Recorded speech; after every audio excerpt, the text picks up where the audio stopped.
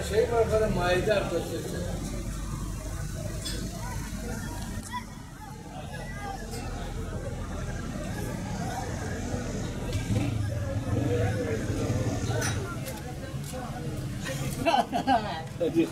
حتی خوبه سر صبح ساعت ما خنده بکنه از میزان بگو بسر داده الان بگو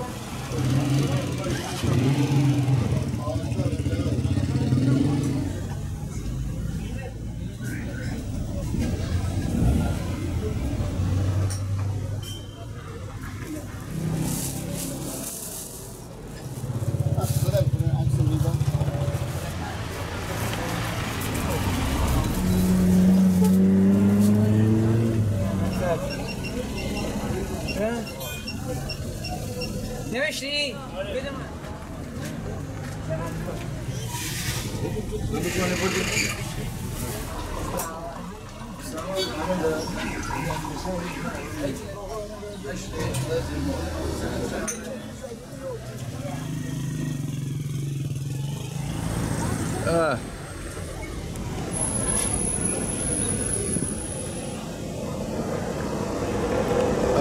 چهره خندانی آجا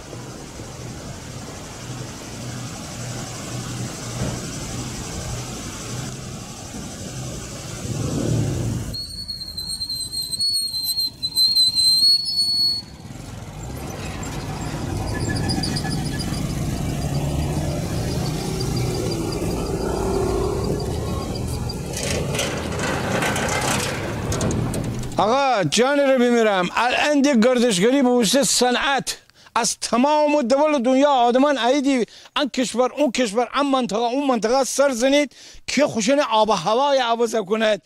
بدیند طبیعت بدیند عشان ابنیای تاریخی بدیند عشان خانه بدیند عشان معماری عشان خرد و خوراک عشان سوغات عشان بدیند ان آقا دینی ان آقا دقیقاً عشان فرهنگ همه فرهنگ مرا مشترکه یعنی کردت او را کردای کرمانشاه حتی که گویم راسته منم از او را چطور تک پاورده ای خیلی خوب آقا بیازم میره گپ میرم چطور شد از اونجا آمدی اینجا بره والا ما یه بار دیگه اومدیم رشت خب بعدن اصلا خوشم از مردمشم اومد خیلی انسانای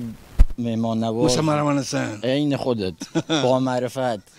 بعدن اتفاقا ما انزلی میخواستیم بریم دریا ولی گفتیم اینجا ساکن بشیم میریم دریا و برمیگردیم اینجا ساکن بشه اونجا بره جانشورگاه بگونی آره یعنی قربان مخلصیم خب الان اینجا گلگی در حالی که با گیلکی یه مقداری دیگه یاد بگیرید اجبار باید یاد بگیری الان ای مسافر ای گردشگر ای یا نه آره اینجا خیلی هم جای قشنگیه خیلی چیزای سنتی قدیمی که ما تو فیلم ها دیدیم فقط الان ببین ظاهر دینی از نزدیک وقتی آدم میبینه خیلی چیز با حال و با صفاییه کیف کار کنی تو خوشه کیف میکنیم خیلی با بیشه کرمانشاه صحنه او رو شونی آره صحنه شما کرد قربان کرد قربان بلا میسه چاکر دیم